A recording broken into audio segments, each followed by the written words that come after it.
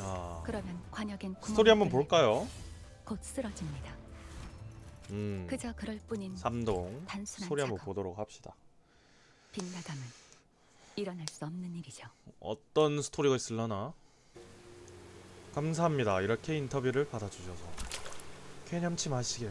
여유로운 일정이 아니라 이런 악천후에 부르게 되어 오히려 죄송하군요. 별 말씀을. 북부로 파견 나고 갈 땐 매일 얼어 죽을 것 같았는데요. 오. 인터뷰어는 너스레를 떨며 자리에 앉았어. 꿉꿉한 냄새에 먼지도 자욱하고 불도 꺼져 있는 곳이었지만 사전조사에 의하면 이 아이는 늘 이런 곳을 빌려 쓴다고 했으니 불평하기도 무엇했을 거야. 의뢰가 여럿 끼어 있었을 때는 이런 작은 건물에서 대기하는 편이 이로울 때가 많습니다. 본부는 너무 멀죠. 그렇다면 이 근처에 의뢰에 대한 자세한 내용을 담는 건 하지 않기로 파우스트는 그렇게 기억하고 있습니다만. 아, 죄송합니다. 아이도 인터뷰어가 다른 의도를 가지고 한 말은 아니라는 것을 알고 있어. 그러니 작은 경고만 하고선 작은 선반은 달그락거렸지. 음료는 호지차로 괜찮습니까? 호지차 맛있겠다. 네, 주시면 감사하죠. 잠깐 지내시는 곳인데도 차가 있나 보네요. 마음에 가라앉힌 데 따뜻한 차만한 것이 없습니다. 팔을 잡는 자라면 항상 마음이 들뜨지 않게 조절할 필요가 있기에. 아, 인터뷰는 슬쩍 수첩을 꺼내고 페이지를 뒤적거려. 오늘의 인터뷰 주요 주제, 동부시협회만의 독특한 무기와 운영 방법에 대해 알아오기. 지금이 기회다. 그렇게 속으로 생각한 인터뷰는 차를 받아들면서 그대로 말을 이어갔어. 그러고 보니 활을 사용하는 건 시협회만의 특징이죠. 아, 활은 동부만의 특징인가 보네요. 여러 해결사 사무소와 다른 협회들까지 고려한다면 유일이라 말하기 어렵습니다만, 네, 시협회 안에서는 저희가 유일하군요. 도시에는 여러 수요가 끌어넘치고 있긴 하지만 그 중에서 단연 수요가 높은 건 암살일 거야. 단순한 복수를 위한 암살 의뢰부터 거래를 성사시키기 위해 혹은 적대 조직의 수뇌부를 제거하기 위해 하는 의뢰까지 소란스럽게 일을 벌이는 것보다 깔끔하고 의뢰주로 하여금 입을 닦아버릴 수 있는 수단인 만큼 실수 없이 일을 끝마칠 수 있는 사람은 아주 적겠지. 그래서 많은 사람들은 시협회와 그 협회의 협력 사무소를 찾지만 아무래도 시협회는 항상 인력난으로 유명한데 사용하기 어려운 활을 쓰는 이유가 있을까요?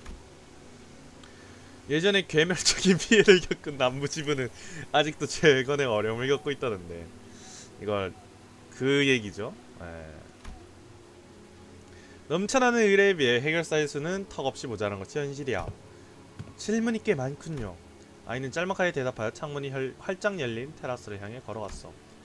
바깥에는 처음보다 더 거센 장대비가 자비 없이 쏟아지고 있었지. 남부의 이야기는 알고 있습니다. 도서관에 의해 많은 자들이 체기되었다는 것도, 기사에 담을 수 없는 내부 사정으로 지부 자체가 와해되고 있었다는 것도. 이제 아이 그냥 말해주네? 맨날 남부가 괴멸적이다, 남부가 망했다 했는데 이거에 대해서 설명을 해주네요. 잠시 이야기를 바꾸겠습니다만, 이 빗소리를 들으면 어떤 생각이 드시나요? 네? 비요? 인터뷰는 잠시 찻잔을 내려놓고 아이의 옆에 따라섰어. 꽤 시끄럽네요. 이 근처는 골목은 상점가라 시끌벅적할 만도 한데 빗소리 말고는 아무도 들리지 않네요. 대부분은 그렇죠. 조금 더 집중해보죠. 빗소리가 하나로 모이는 것 같진 않으신가요? 예? 하나요? 아무렇게나 내리꽂는 것 같지만 빗줄기에는 반드시 규칙이 있습니다. 규칙이 같은 것끼리 묶는다면 이윽고 하나의 소리로 모이게 되죠. 이거 완전 검지 얘기 아니냐? 그렇게 되면 남은 것은 비를 피해 황급히 뛰는 발소리, 우산을 펴는 소리, 술에 취한 자가 누군가에게 화를 내는 소리. 인터뷰어는 아이가 하는 말이 무슨 소리인지 반절도 이해하기 어려웠지만 그녀의 눈빛이 어느새 서늘하게 바뀌었다는 것만큼은 알 수 있었어. 그리고 자신이 눈치채지도 못한 사이 아이가 거대한 활의 씨를 팽팽하게 잡아당기고 있었다는 것도 만작. 오, 핑하는 소리가 얼핏 들려나 싶었지만 바깥의 소리는 여전히 변함이 없었어. 장대비 소리는 계속해서 거칠어져만 가고 바깥이 더 소란스러워지지도 않았지. 바뀐 건 화살을 매긴 아이의 손엔 아무것도 남지 않았다는 것뿐. 의뢰 한 건 완료되었습니다. 그럼 방금 누군가가 죽은 건가요? 네. 의뢰의 목표는 틀림없이 숨이 멎었습니다. 하지만 아무것도 보이지 않는데요? 아, 차가봐라. 잔뜩 쏟아지는 비를 맞아가며 몸을 바깥으로 쭉 빼내고 여기저기 둘러보지만 인터뷰의 눈에는 아무것도 들어오지 않아. 건물과 건물 그 사이에 아주 작은 간길, 그 안에 꿇어앉아 숨을 죽이고 있던 관역이 있었습니다. 그걸 찾아서 맞추셨다고요? 미친 사람이세요? 개쩌네요. 경악하며 돌아보는 인터뷰에게 아랑곳하지 않고 아이는 살짝 식은 찻잔을 입에 가져다 댔어. 할은 분명 다르게 어려운 무기일 테죠. 이 가득 찬 찻잔 속 차를 흘리지 않은 채 먼 거리를 움직이는 것이 힘든 것처럼. 그렇기 때문에 사람들은 일부러 그런 일을 택하지 않습니다. 아예 상정하지 않는 편이 많죠. 그 상상력의 부족한 부분을 시어패가 파고듭니다. 인터뷰는 여전히 경외감이 찬 눈빛으로 아이의 등을 바라보았어. 화살통에 들어있는 여러 발의 화살, 급이 낮은 해결사는 화살을 적게 지급한다는 이야기도 있었으니 아마 이 사람은 협회에서도 인정하는 우수한 해결사라는 뜻이겠지. 다루기 어려우나 다룰 수만 있다면 능히 의뢰를 성공시킬 수 있다. 시협회 해결사가 적은 것은 그 때문입니다. 다루기 어려운 기술을 다룰 수 있는 자만이 시협회에 남을 수 있기 때문이죠. 그렇죠. 인터뷰어의 손놀림이 재빨라졌어. 후, 화살 한 발로 그렇게 멋지게 제압하실 줄이야. 그러고 보니 소문으로 듣기엔 화살 딱 한 발만 갖고 다니시면서 의뢰를 수행하신 전설 같은 분도 존재한다고 들었는데요. 그 이야기의 진위에는 파우스도 흥미가 동하긴 하는군요. 화살 한 발만 들고 다닌다고? 아이가 앞서서 던진 말들도 받아 적게 제법 좋은 것이 사실이었지만 그보다는 지금 당장 자기 눈앞에서 벌어진 묘기에 가까운 의뢰 수행 능력을 한 톨도 빠짐없이 묘사하려는 것이었지. 야, 상상도 못했어요. 사실 이렇게 훌륭한 기사감을 눈앞에서 보게 될 줄은. 내용을 상상하게 묘사하는 것은 상관이 없습니다. 위치나 시간, 행동 등을 적는 것은. 아, 물론 알고 있죠. 그런 건 금기시 된다는 것쯤은. 좋습니다. 동부의 시협회는 화를 통해 마음의 평형을 수련하고 실전에 활용합니다. 평형을 유지하지 못하는 사람은 감정적이지 마련. 어느 순간 실수에 죽을지도 모를 노릇이죠. 그렇게 되지 않게 하기 위함입니다. 네. 더불어 급여도 다른 해결사들보다 좀 더 높죠. 네? 많은 사람이 지원할 수 있도록 모쪼록 좋은 기사로 만들어주시길. 어딜 가려고요? 화살을 회수합니다. 겸사겸사 표적의 상태도 제대로 확인해야 하죠.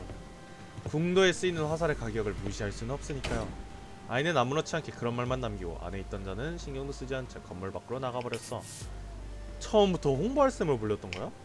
한 발짝 늦게 자신을 부른 이유를 깨달은 인터뷰어가 볼멘 소리를 내놓았지만 이내 한숨을 푹 쉰 채 노트를 내려다보았어. 이용당하긴 했지만 분명 귀중한 장면을 본 것은 사실이었으니까 관람비라고 생각해야지 뭐. 인터뷰어는 그렇게 쓰는 숨을 쉬며 남아있던 차를 전부 입안에 털어넣었어. 머릿속으로 기사의 첫머리를 떠올리면서 말이야. 떡밥 자체도 조금 나왔고 되게 괜찮은데? 이쁘게 잘 나왔다. 일단 일러가 이쁘잖아. 한 잔에 일러가 이쁘시잖아. 근데 개인적으로 느낌은 딱 그 느낌이네요. 느낌이 뭐라고 해야 될까? 일단은 동부시협회만의 특징? 제일 중요한 건 그거죠. 화살 한 발로 의뢰를 수행하는 전설적인 인물이 있다. 그런 전설. 그리고 저거 남부 시협회가 괴멸된 이유와 그리고 내부 사정.